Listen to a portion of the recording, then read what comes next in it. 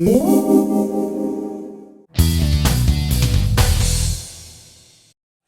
my name's Craig Clark. I work. I'm the technical director at Briar, which is part of the Zenergi group. Our stand's just behind if you want to check them out at all. The previous gentleman has probably stolen a bit of my thunder with PSTS bids, but this is more an approach to assuming that you may know a lot about PSTS. Similarly, you may not know a lot about PSTS. So if there's some slides that are quite generic and you want me to go over them quickly, then I'm happy to do so. But that's the kind of approach that I've gone through. So if we start with what we're going to discuss today, we're going to discuss why make a PSTS bid. We're going to discuss what is a PSTS bid and how we do that. Stating the obvious, but the reason why we're making it a PSTS bid, there's a huge commitment to net zero within the NHS. The gentleman before discussed it, but of that, a huge proportion accounts for space heating and hot water. With inflating costs and general inflation and budget cuts and all the stuff that goes around that, funding is just not being made available for projects, and PSTS opens up a whole window of opportunity to create large-scale decarbonisation projects that probably wouldn't have got off the ground without it. Similarly, I know this is an NHS conference, but I'm going to try and give some insight from behind the scenes. We do a lot of bids for the education sector, and the compliance criteria looks very favourably on the NHS sector. So in terms of the client contributions, it's a lot better when you're talking NHS funding. I will gloss over this very quickly because I've deduced from today that quite a lot of you already know a lot about Salix and BAYS, but it's obviously Salix has been around since 2004. Used to do a lot of interest-free loans. There's some big numbers in there. It's really just that this slide is just to demonstrate that they're a credible outfit. They're not someone that's just offering money, loan sharks, that kind of stuff, and also to demonstrate, to tell you that we're actually a partner with Salix now. So the reason why I believe Seth and Clive have invited me here today, we review the Salix bids. So we have done for the last two phases. We didn't during phase 1, but for phases 2 and 3A we reviewed the bids. So hopefully, even if there's some generic slides in here that don't add significant value to you now, if you have any Q&A at the end, I should be able to answer those. Bit of an overview of PSTS. It was open in 2020, 1 billion. I think it was to probably create a bit of feel good in the world with COVID around, and since then it's grown arms and legs, and two more very successful phases, and we're now on the doorstep of phase 3B, and this slide deck is heavily based on 3B because the portal is due to open imminently. So project criteria, which reason for bringing this to your attention is it's ever changing. So phase 1, you could make a bid for anything decarbonising. Now you must have a fossil fuel heating system to apply. It also must be the end of life, and what that means, forgive me, I couldn't hear the gentleman before. What that means is you must have a boiler that's 10 year, or a heating source that's 10 years old or older. There are caveats to that. If you can prove that it's fallen apart, but ultimately needs to be 10 years or older. You must have at least one measure that decarbonises part of the heating technology in the building. So that could be a boiler, whatever it may be. Something that's a bit different from as things have evolved. You now have to demonstrate that you're looking at a whole building approach. And I know the gentleman before touched upon that, but what that really means is you can't just take your boiler out and put a heat pump in. You need to think about what the repercussions of putting that heat pump in, what the flow and return temperatures need to be, how you get those flow and return temperatures down, how you put in the smallest heat pump you possibly can. What the impact to your electricity supply is going to be, all the stuff around that. And you need to demonstrate and prove that you're considering all those aspects. You can include external consultancy within the bids, but you can't cover the costs of your existing staff within the bids. Applications are made on a first come first served basis. I would add to that and this is from experience. We had a lot of bids in phase 1 that were complete by the letter of the law in terms of a tick box. However, in reality, when we started reviewing those bids, people had obviously got them in as quick as they could and were then filling in the blanks afterwards. That is not going to be so easy to do this time round. So if your bid is substandard, you will go to the back of the pile rather than being given the opportunity to remedy your bid within reason. But that's the message from Salix. And the bids can be of any value. There's no upper cap. We're going to talk about the soft caps relating to NHS on the next slide. So these are new project criteria, and so for those of you that have made previous bids, these are criteria that you might not have known about from phase 2A. You obviously you had to demonstrate a like-for-like contribution in the previous bids. Now that is defined at 12%. So it doesn't matter if we had a lot of bids that were people trying to probably pull the wool over Salix eyes and put in a relatively small number for the boiler replacement. You can't do that anymore because it will also default to 12%. What I actually believe that will mean, and I've had no confirmation from this with Salix, but where they put a lot of emphasis on reviewing the like-for-like cost before, I suspect they'll put less emphasis on that now because they're covering themselves with that anyway. That's not to say I'm not suggesting you shouldn't get quotes, because you absolutely should get quotes, but whereas that was one of the kind of top of the list of criteria, I don't believe that's the case for future phases. So another change. So where before, if you had multiple buildings on an estate, you could decarbonise the heat in one building and then carry out energy efficiency measures in other buildings. You now need to demonstrate that the measures that are energy efficiency measures are in the same building that you're decarbonising. So you can't put in a load of PV on half the estate and a heat pump in the other half if they're not contributing to the same building.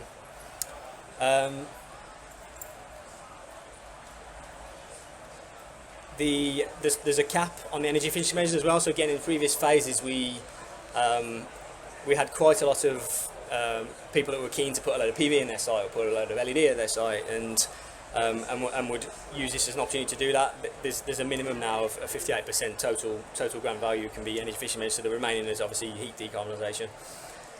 Phase 3B has some soft caps. So whereas this isn't so good for the NHS in theory, whereas before it was first come first serve regardless of sector, now there are soft caps per sector.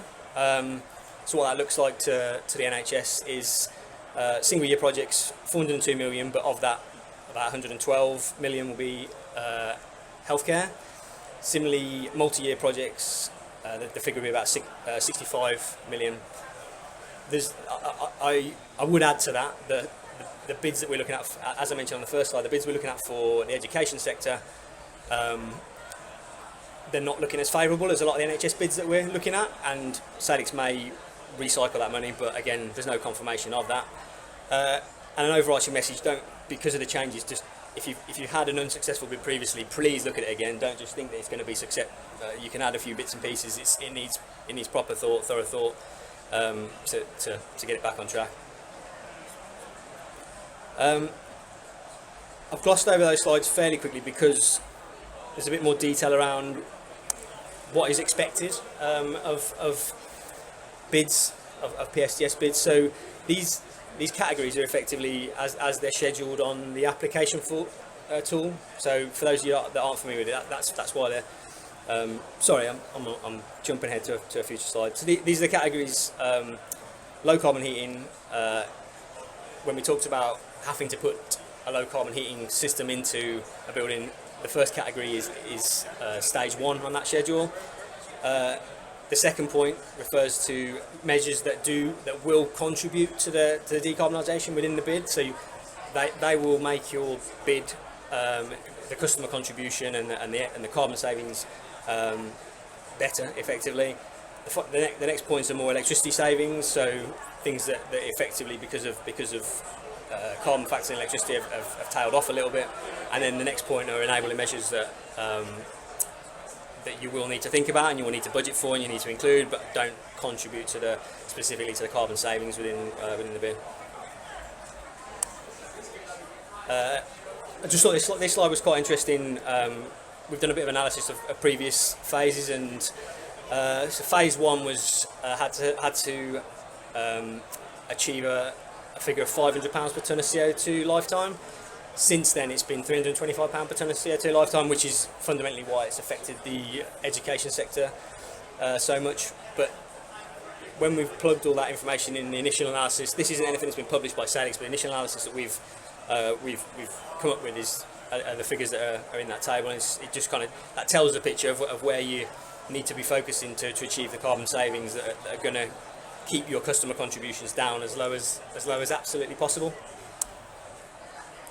Stating the obvious, but the things that are going to affect what you can achieve in terms of savings are ultimately your carbon footprint, and that again is why NHS is a prime focus for PSTS. It's inherently the carbon footprint is a lot larger, and it enables bids that are significantly more value than other sectors.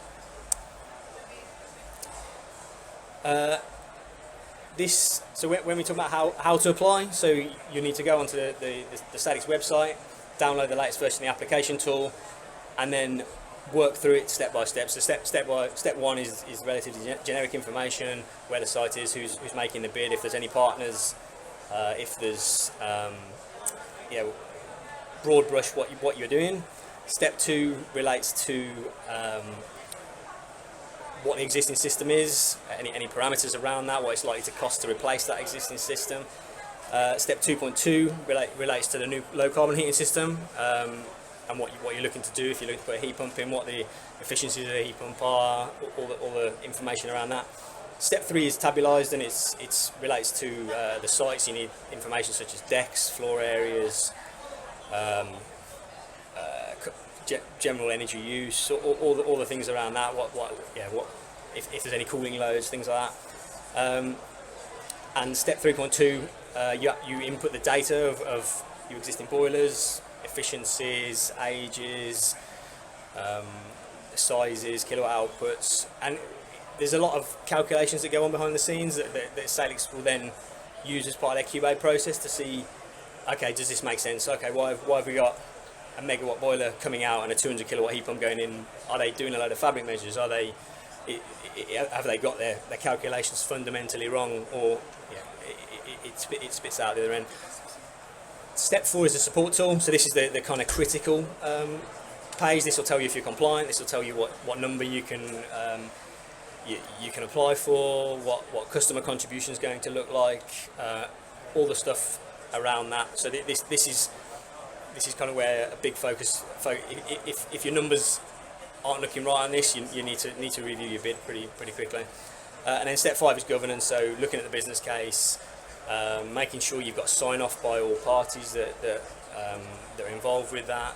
Salix do a very thorough. You're going to go through it in a second, but Salix do a very thorough QA process their end, and they want to see that this is signed off at every level within the organisation. Stating the obvious maybe, but the project is based on it's scored on three key areas: the technical case, the financial case, and the project governance, in that order. And Salix have emphasised that this time round. So where there may have been a small amount of leeway on bids that were fundamentally right but didn't necessarily have all of the supporting information, they've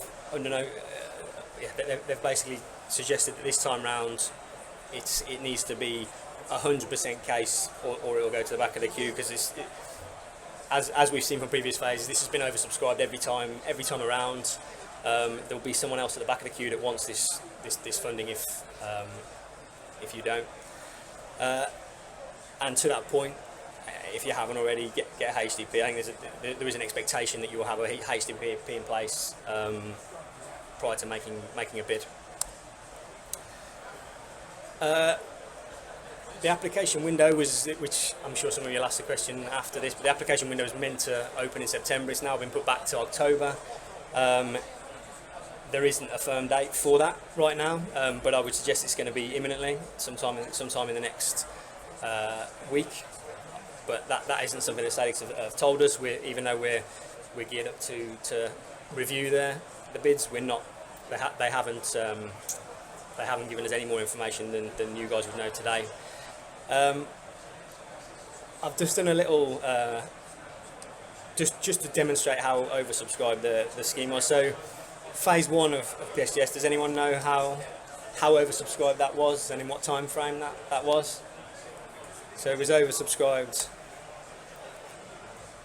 it was a 1 billion pot, and it oversubscribed by that amount in 5 weeks. I'll go through these a bit quicker, but phase 2 was double in 6 days. Phase 3, the details weren't published, but we know it was oversubscribed, and we know we know that they're recycling monies till quite late on. And the more interesting fact, but relating to this, so the latest round was low carbon skills funding. We did a poll in our office, so we logged all of the bids that our guys were making, and we know to the minute when it was oversubscribed by. And the reason for, I know we're not talking about low carbon skills funding specifically, but a lot of people that will have used that funding to make bids for this, and that was oversubscribed in 18 minutes. So we had bids that went in 19 minutes that weren't successful. So there's going to be a lot of HDPs out there now to make PSTS bids. We expect that those figures are going to be more than they have been previously in terms of oversubscription.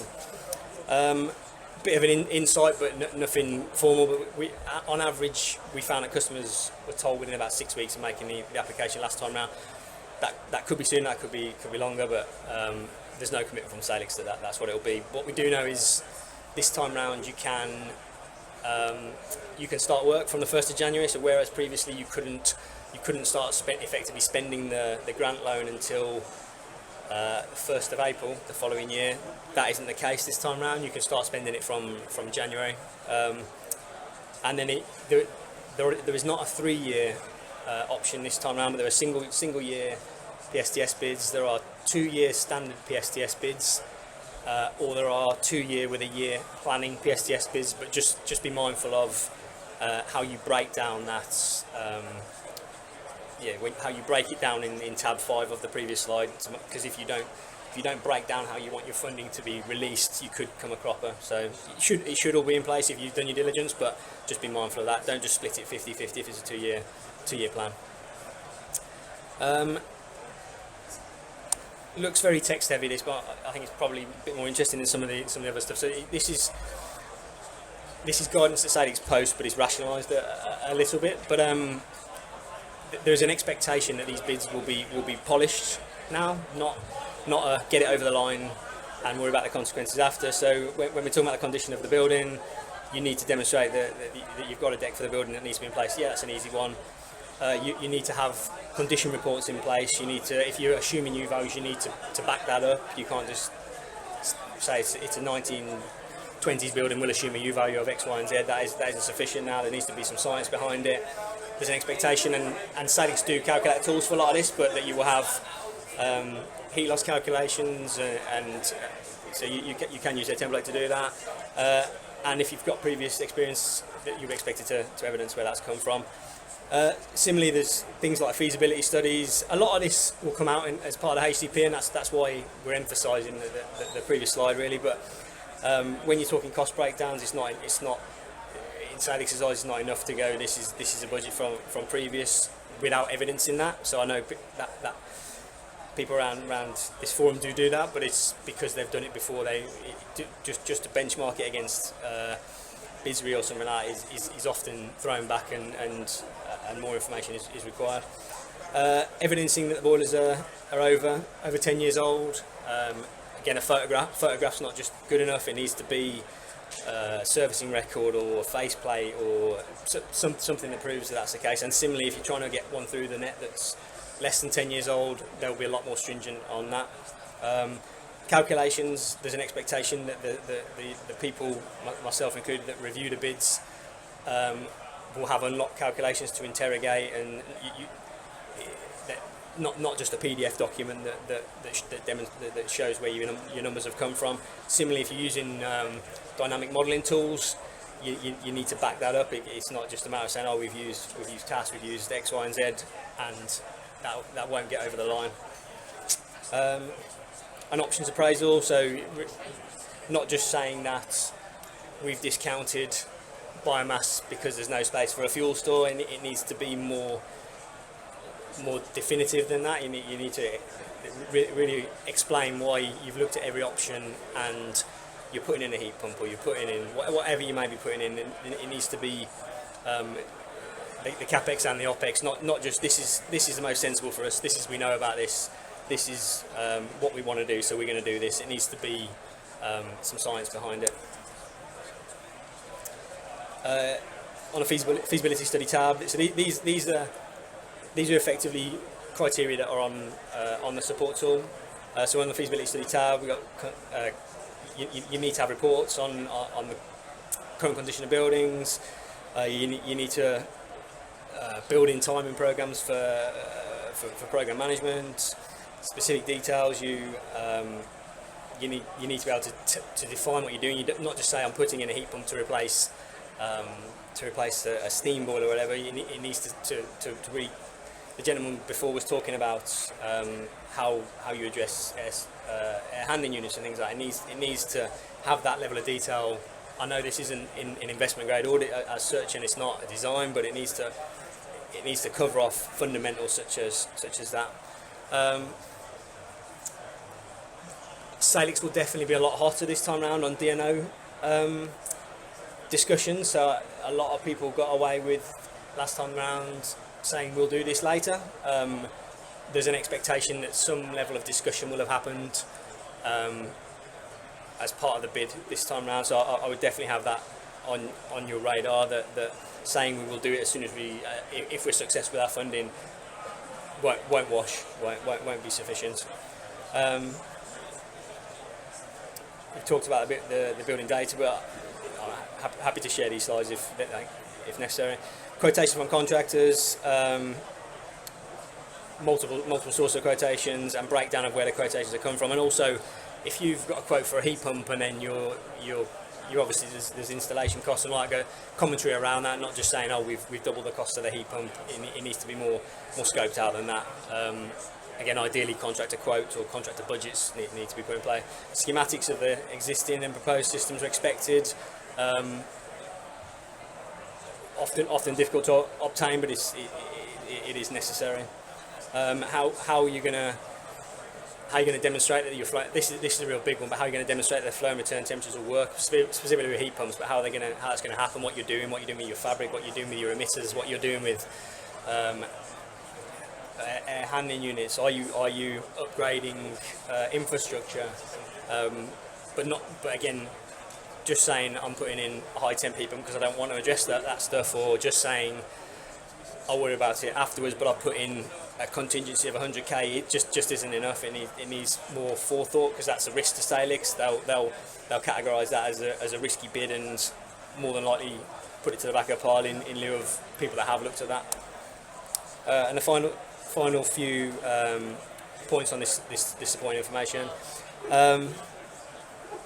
Consistency, I guess, making sure that information within the application matches the bid. That's calculations and figures and things like that. It's a lot of times I saw last time round that everything fundamentally made sense on the application form, but then when we started interrogating the calculations, they just didn't tally up, and you may get lucky and get an assessor that's willing to interrogate that, but you may get unlucky as well, and we only get an amount of time to review these bids.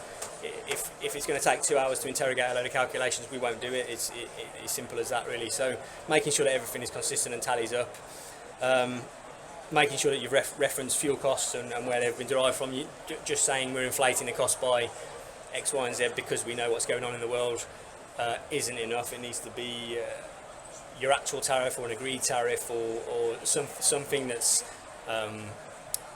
something that's got some science behind it. Project structure, you guys will all be on board with this. It's same through all the phases. Risk registers. So one big point to mention here, making sure those risk registers are project specific, not just generic risk registers that you would assume in every hospital or every NHS building. They need to be project specific to the bid that you're making. And similarly the programs as well, just rolling out a program across multiple applications will get found out, will get noticed, will not be accepted. And then the final point, just around there's there's nice to haves in the application, and then there's things that are fundamentally compulsory. Making sure that you've got all that in, making sure it's a polished bid, as we said before, making sure that it's. I know time's not on our side now, given that the window's about to open, but spend that time, get the bid right, get it so that so there's nothing defined as incomplete on the bid, and you'll be standing in good stead. Final slide before I open the floor, but just Salix have made a big point, and they haven't given us details on this, but they've made a big point on innovation, and they're really keen. A huge portion of the bids are air source heat pumps, and that's understandable, and that's I think we all know why that is, but really want to. I think they will look favourably on any innovative bids that can be put out there. I've thrown these things in as just relatively generic things, but if you've got ideas that I would definitely ask the question of Salix. I wouldn't assume that your bid will be frowned upon because it's a bit different to the rest of the bids. I think it'll actually be the opposite. I think that will be considered in high regard personally, providing that the calculations stack up and that they can demonstrate. But yeah, I'll leave that with you, I guess. And obviously, Salix in the old world was all around payback. Don't think about it as this needs to pay back in this amount of time. If the carbon figure's there, it will spit out a nice number at the other end on the Salix tool. And that is me. So would anyone like to ask any questions? So just to reiterate, so we review bids on behalf of others. So obviously, don't tell me any details of projects in case one of your bids lands on our desk. If you want to ask a generic question, ask a generic question, but don't mention where you're from or your specific situation. But yeah, any questions from anybody? Yeah. So you pointed out about renewable methods. What about green methods? Like, for example, one of the bids could be about utilising large solar, large thermal stores. Yeah. And utilising that in conjunction with demand-side response. Yeah, so I think that would be looked upon very favourably by Salix. So if that stacks up and that can, and that can be demonstrated that it works and it's a bit different. And look, I don't know, things like if you're able to service create district mains off the back of this work, that it's not insurmountable. I know there's a lot of politics and a lot of things that would have to happen around that, but yeah, fundamentally, I'm not saying getting sick of heat pumps. Clearly, they're not. It's a really important technology, but also I think they'd like to see a bit more innovation than is currently shown. Yeah. Free. Okay. Yes. So you've got a building and the roof is just big. Yes. Yeah. Nobody's going to replace that. No. Then in the sense of the windows are just big. Yes. So what you suggest in terms of fabric, I can do monsoonade, that one. Yeah. We can do that. That wall, I can do. So as long as you can evidence that and demonstrate that was done recently, and actually you've exhausted every other avenue, so you are thinking about it as a whole building approach, but actually there's no scope to do any lighting, there's no scope to do any windows, no scope to do any fabric measures.